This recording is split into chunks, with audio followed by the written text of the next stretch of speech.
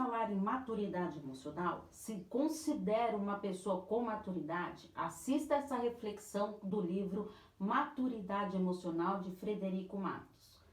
Eu adorei este livro e achei super importante, mas eu tive que dar umas pinceladas para trazer aqui para vocês, porque eu separei os principais pontos, porque eu achei tudo importante. Então eu sugiro que você leia o livro na íntegra e faça os exercícios propostos no livro. Lembrando que temos reflexão de livros no YouTube na primeira terça-feira de cada mês. Então vamos lá. O que são emoções? Emoções são reações neuropsicológicas passageiras a um acontecimento que nos comunica algo importante, que nos incita a uma ação. Então, emoção é o resultado do encontro entre um acontecimento e o nosso sistema físico e psicológico, composto pela nossa bagagem emocional e pelo significado que damos a este evento naquele momento presente. A bagagem emocional, ela é determinante para desenhar todo o nosso condicionamento emocional, seja ele problemático ou libertador. As emoções, elas nunca são óbvias ou universais, pois se cada pessoa viver uma história pessoal, é provável que cada um interprete os acontecimentos de um modo diferente. Então, se você mudar a maneira como interpreta os fatos, vai transformar não só as suas reações, como também as suas emoções subjacentes às ações. Olha só que interessante isso. As emoções, elas querem passar uma mensagem sobre algo importante que está acontecendo, certo? Então, ouça com atenção a sua emoção. E os sentimentos? O que são sentimentos? Sentimentos são estruturas psicológicas mais complexas, que dependem de um cérebro humano plenamente desenvolvido, com as suas operações básicas, como memória, vontade, afetividade, raciocínio lógico, funcionando a todo vapor, ou seja, depende de uma cognição mais sofisticada para operar efetivamente. Se os pensamentos são mais complexos que as emoções, uma pessoa ela pode ter um sentimento de amor e ao mesmo tempo sentir a emoção da raiva, por estar momentaneamente frustrada ou se sentindo rejeitada. Entendeu agora o que passa com você? Como surge uma emoção e o papel dos pais nas suas origens? Há uma base biológica sem a qual não seria possível ter os mesmos mecanismos e engrenagens compartilhados com as outras pessoas e uma social, pois necessita de uma teia comum de que o contexto para as nossas dinâmicas emocionais. A nossa operação emocional é a mesma, mas os motivos eles vão se transformando com o tempo. A bagagem emocional é o resultado de um tipo de seleção emocional que ao longo dos anos se fechou em pequenos atalhos psicológicos que podemos chamar de identidade ou superpersonalidades. A bagagem emocional ensinada, então olha só, vou trazer aqui duas bagagens emocionais. A ensinada é como os educadores emocionais, os pais têm um papel muito importante na construção da nossa emocionalidade.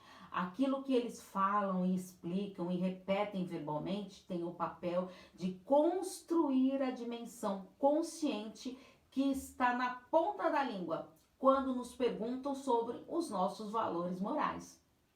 Esse conjunto de valores, ele vai compondo as regras que eu sei que tenho que seguir, podendo ser mais coerentes ou então mais caóticas. A bagagem emocional vivida, que é a segunda fatia desse bolo emocional, é o resultado de outra influência sobre as crianças, aquilo que efetivamente são feito com elas. Olha só, o relacionamento dos pais cria uma carga emocional muito maior do que aquilo que falam sobre uma educação moral. Crianças sabem racionalmente o que é errado tratar com indiferença as pessoas que amam. Mas o que sentem é que a frieza é uma forma eficiente de agir num momento de dor. Nossa mente racional, ela está identificada com o que a cultura mais ampla nos ensina, que é correto que os pais verbalizam como as regras de bons modos. mas os nossos hábitos emocionais estão conectados com o que vivemos na pele ao longo de anos. Se a nossa educação familiar ignorou o aspecto emocional, provavelmente o que sentimos acaba sendo o oposto daquilo que gostaríamos de fazer. Você já percebeu isso? Se as emoções são partes tão essenciais da vida, o que perdemos quando ignoramos o nosso lado emocional? Olha que pergunta importante. Então vamos a alguns pontos. O primeiro é o ponto cego. Ao ignorar o que acontece no campo emocional, você perderá informações valiosas sobre os acontecimentos, pois as emoções oferecem uma visão global sobre um evento e garante o colorido da situação. A segunda é a perda de brilho pessoal. Com o colorido das emoções, a nossa visão das pessoas, bem como a maneira como somos vistos por eles, ganha mais potência. Terceiro, o radar social prejudicado. Sem emoções, você seria incapaz de perceber um clima desagradável, um constrangimento alheio ou uma postura inadequada. Quarto, fraca conexão emocional. Se ignorar as suas emoções, sua disposição para a intimidade emocional será menor. E toda vez que estiver próximo de um relacionamento saudável, você poderá colocar tudo a perder.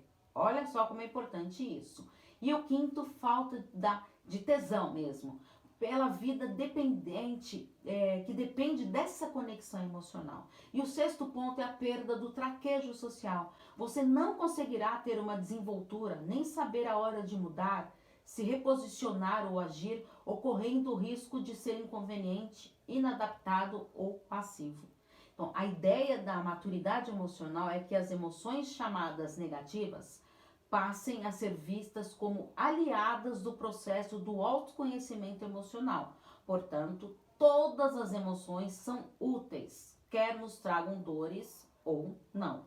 Quando você diz que não consegue escolher como se sente, na verdade apenas está inconsciente dos seus mecanismos emocionais e por isso reage de maneira impulsiva. Então, ao tomar conta das suas emoções, se ampliar a perspectiva de si mesmo, você poderá mudar como se sente, mesmo que no curto prazo isso pareça impossível. Então, vamos pensar agora nas emoções básicas, que são interpretações simples e menos elaboradas dos acontecimentos. Então, costumam ter uma mensagem bem direta para nós, pois nos incitam, lembra que eu disse, as ações cotidianas de sobrevivência física e psicológica. Lembre-se que as emoções estão sempre nos mandando mensagens para uma ação interna ou externa e querem nos proteger da dor e proporcionar um conforto. As emoções básicas, elas são tristeza, medo, raiva, alegria, desprezo.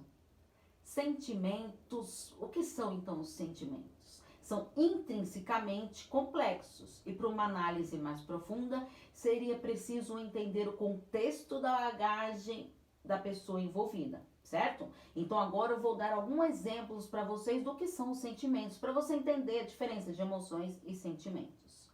Então esses são aceitação, amargura, ambição, amor, angústia, ansiedade, carência, ciúme, compaixão, culpa, curiosidade, desapontamento, dó, empatia, encantamento, esperança, sim, esperança, fé, felicidade, frustração, gratidão, olha que importante, inveja, liberdade, luto, mágoa, medo, nojo, obsessão, ódio, prazer, preguiça, saudade, solidão, tédio, vergonha, Olha quantos sentimentos nós temos. Conseguiu perceber? Então, o que é imaturidade emocional? É um tipo de descompasso psicológico que dificulta o enfrentamento das demandas da vida adulta, quase uma recusa em atravessar as fronteiras da nossa infância para resolver os dilemas mais complexos da vida adulta. Então, as saídas imaturas para um problema, elas buscam o quê? Uma diminuição imediata da pressão interna. E ela tem pouca resiliência para enfrentar o verdadeiro núcleo de uma questão. Então, quais seriam as manobras imaturas para você lidar com o seu sofrimento? Então, toda vez que pensar nas suas emoções, considere olhar para como se fossem pessoas, com intenções próprias. Assim é mais fácil de você conseguir lidar com isso. Alguns dos principais movimentos que usamos de maneira imatura para lidar com o nosso sofrimento. Então, são algumas ações importantes. Será que você tem essas ações, esses movimentos? De se afastar, de apagar, aproximar, desconectar, deslocar, distorcer, encolher, expandir, externar, fantasiar, internar, machucar, replicar. Você tem esses movimentos? Então agora eu vou trazer para vocês os 5 traços da imaturidade emocional. O primeiro traço que ele traz no livro é o egocentrismo. E as características centrais é a parcialidade e o egocentrismo. O egocêntrico, ele sofre de um pensamento mágico, pois cria causas ilógicas para certos acontecimentos, torcendo a realidade em seu favor. Não raramente sofre de uma certa paranoia, imaginando que tudo lhe diz respeito. Conhece pessoas assim? A relação de uma pessoa egocêntrica com os demais é de uma certa dominância e de pouca gratidão. Pode haver uma batalha competitiva por atenção e reconhecimento. Com o tempo, as pessoas desistem dela e percebem que não há nada que seja recíproco ali. Traço 2, reatividade. Então, as características centrais é o imediatismo e a reatividade. É marcada por uma impulsividade alheia, de pressa, cheia de pressa, que quer se livrar do desconforto emocional. E para isso, reage rapidamente, impensadamente, diante de um comportamento alheio. Então, existe um padrão de voracidade emocional que a própria pessoa caracteriza como carência, quando na verdade se trata de um impulso constante de apressar os outros e ceder às suas vontades. O traço 3 é o descontrole emocional. A característica central é o próprio descontrole emocional. Então, o que é esse descontrole emocional? É uma posição psicológica que faz a pessoa ser possuída por uma emoção específica, que controla a sua maneira de interpretar e se relacionar com as pessoas, como se fosse um vício mental mesmo, ali, dominando. O traço número 4 é o de jogos de poder e de controle. Então, as características centrais são os jogos de poder e o controle e também a manipulação. A marca dessa dinâmica é o controle da relação, tão usual que a pessoa ela não se percebe como agente de controle, mesmo quando está forçando a vontade dos outros. Ela não tem a menor noção disso. E o último traço é a rigidez. Então, as características centrais é de fixação e de rigidez. Há sempre uma voz impositiva, internamente, definindo coisas, rotulando pessoas, acusando e transformando quase todo mundo num tormento pessoal. E como que fica então, Paula, a imaturidade na família? Em termos de maturidade emocional, os membros de uma família eles esbarram necessariamente em 2 grandes desafios: a autonomia e o pertencimento. Quando estimulam a independência, podem gerar desconexão. E ao tentar preservar o senso de proximidade, podem gerar a simbiose numa função patológica. Uma família fusionada é todos os comportamentos imaturos. Portanto, são abafados pelaquela família fusionada, para manter os segredos entre os seus ali. Então, quem olha de fora vê claramente a disfuncionalidade, mas aos olhos da própria família, o comportamento é intempestivo, mimado e arrogante. É legitimado e aplaudido. E uma família desconectada, eles agem de modo opostos às fusionadas, pois existe um tipo de claustrofobia emocional, em que os membros eles se sentem alheios aos seus próprios sentimentos mais íntimos, calorosos e vulneráveis. A marca principal desse tipo de grupo é o certo alinhamento social, em que a proximidade ela é vista como excessiva e sinal de fraqueza. E como fica a imaturidade nos relacionamentos amorosos? Se convivemos com pais instáveis, rígidos, impulsivos, descontrolados emocionalmente e que mexiam com a nossa cabeça dependendo do humor do momento, há grande probabilidade de que padrões destrutivos de relacionamento sejam instalados em nós mais profundamente do que gostaríamos. Então não é incomum os fantasmas do passado familiar virem à tona quando enxergamos alguém como nosso centro de referência afetiva. O centro de toda a imaturidade amorosa gira em torno do evitar o abandono e a rejeição, traduzindo numa convivência carregada de brigas, jogos para aplacar uma carência que nunca se satisfaz, mesmo com toda a manifestação do amor do mundo. Quando transformamos a carência egocêntrica na parceria amorosa, a outra pessoa, ela deixa de ser um objeto para nossa felicidade, que passa a ser um caminho para o nosso crescimento humano. A maturidade amorosa não é uma patente grudada no peito do casal. Afinal, vamos escorregar com alguma frequência. Isso é natural. Mas se a base do cuidado for para fortalecer o que é frágil no outro, então a relação ganha um novo frescor. E agora, então, eu vou dar para vocês os 5 pilares da maturidade emocional. Será que você tem eles? O pilar número 1 é o espaço interno, uma visão global e de compaixão. Então, criar o espaço interno é fundamental para você rebater a visão parcial e egocêntrica e deixar que a compaixão se movimente. A pessoa com uma perspectiva global, ela consegue entender, ainda que discorde, quanto aos resultados que cada história é única, que projeta para si um cenário e narrativas próprias. Ela sabe cuidar de si mesma, consegue reivindicar o que precisa sem constranger os demais. E é este equilíbrio de cuidar de si, dos outros, que abre espaço para ser tocada pelas necessidades alheias. Pilar número 2, que é o tempo de ação. Então tem uma estabilidade emocional. O primeiro benefício que encontramos ao sair de uma perspectiva imediatista e reativa é a clareza para a tomada de decisão. Percebem? A vitalidade, cheia de entusiasmo e curiosidade pela vida, garante um bom humor no cotidiano, pois fazemos as pazes com o tempo.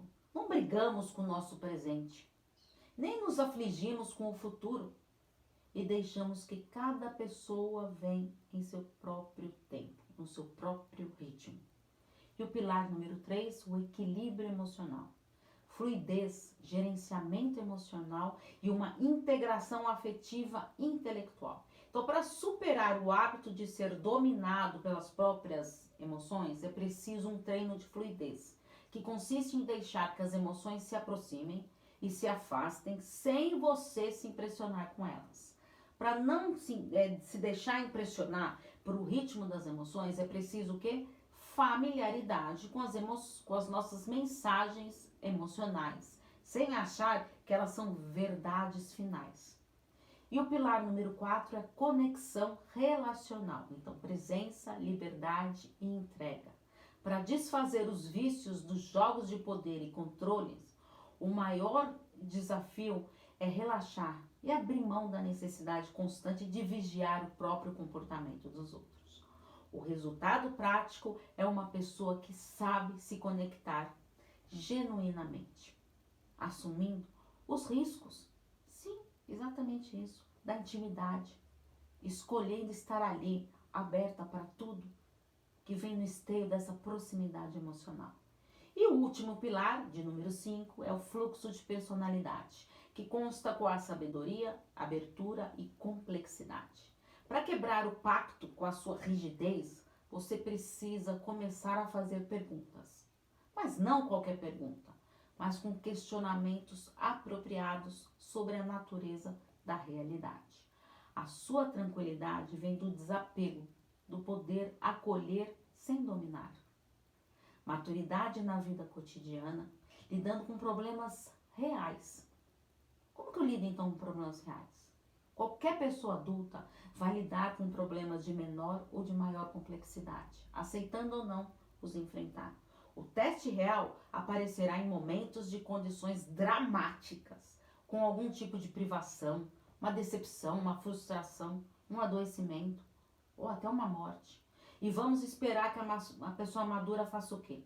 Que ela tenha um equilíbrio emocional para poder gerenciar os sentimentos nos seus impasses. Que ela tenha a capacidade de perceber a consequência dos seus atos e lidar com isso. Saiba sair da experiência crítica com novas resoluções, hábitos e sentidos pessoais. Tenha razoável senso adaptativo para ter qualidade na sua vida pessoal, profissional e amorosa.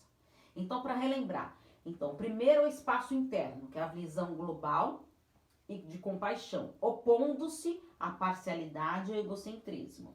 O segundo ponto é o tempo de ação, que tem a estabilidade emocional no lugar do imediatismo e da reatividade. O terceiro é o equilíbrio emocional, que é a fluidez, o gerenciamento emocional e integração afetiva e intelectual, ao invés do descontrole emocional. O quarto, a conexão relacional, presença, liberdade, entrega, em vez de jogos de poder, de controle e de manipulação. E o quinto, esse fluxo de personalidade, sabedoria, abertura e complexidade no lugar de fixação e da rigidez. Então, boas manobras para você lidar com as suas emoções difíceis. Ter espaço para abertura, altruísmo, antecipação, atravessar, autoafirmação, extravasar. Como é bom extravasar. Humor, como anda seu humor? Respirar emoção, se permitir, suspensão, quando eu achar que é necessário, transcendência.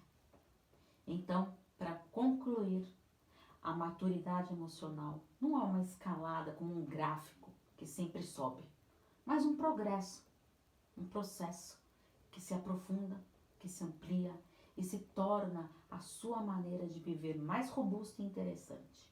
Ao amadurecer, você melhora o espaço mental para olhar para dentro e para os outros. É mais tempo emocional para você gerenciar as suas ações com propriedade, com uma estabilidade que amplia a sua presença no mundo e que você se conecte com os outros sem cair em jogos emocionais, que flui com mais abertura e sabedoria na sua personalidade, que vive leve e sem desequilíbrios nas emoções. Na maturidade, se todas as emoções forem colocadas a serviço da sabedoria nas relações, o mundo será um lugar mais aconchegante. E nós seremos os anfitriões que tecerão essa rede sutil de felicidade genuína. Então agora vamos para o plano de ação. Pegue papel e caneta para responder este plano de ação que eu vou dar para vocês. Caso ache necessário, volte o vídeo várias vezes para você entender o mecanismo das suas emoções. Vocês viram que eu trouxe muito conteúdo para vocês. E olha que eu peguei os pontos principais desse livro. Por isso que eu recomendo a leitura na íntegra. Primeira pergunta: como consegue identificar as suas emoções e sentimentos? Segundo, qual a bagagem emocional que carrega mais dentro de si? A ensinada ou a vivida? Terceiro, se considera uma pessoa com maturidade ou imaturidade emocional? Quarto, como lida com seus problemas reais? Quinto, quais são as manobras que você utiliza para lidar com as suas emoções difíceis? Eu trouxe algumas aí. Sexto, de 0 a 10, quanto está a sua maturidade emocional? Será que você tem? Olha lá, volta lá para entender novamente. Combinado? Porque afinal, quem cuida da mente, cuida da vida. Um grande abraço. Tchau, tchau.